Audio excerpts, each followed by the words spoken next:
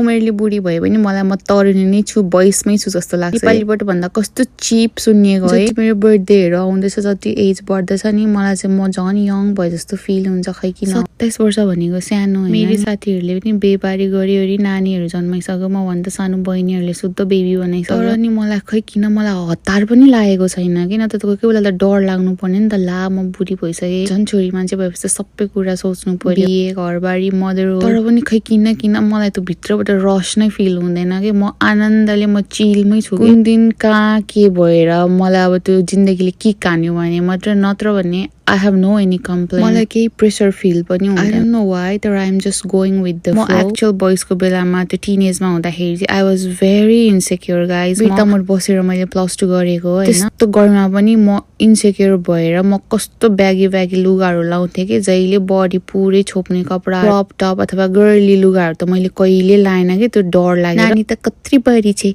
हर्लक्कै बरी छे, खुवाउँछौ blah blah blah भन्थ्यो कि मान्छे। अहिले पनि थाहा छ मलाई त्यस्तो भन्ने मान्छेहरू, तर अहिले म उनीहरू हेर्छु, उनीहरू नै के भन्नु र भन्दिन। तर त्यही हो, समय सबैको आउँदो रहेछ भन्नेले आज त्यही भोगिरहनु परेको छ। त्यही भएर कसैलाई भन्नु हुँदैन पृथ्वी चाहिँ गोलो छ। अर्काको आत्मालाई दुख्ने गरी भन्नु भने चाहिँ आफूलाई फर्किने रहेछ है।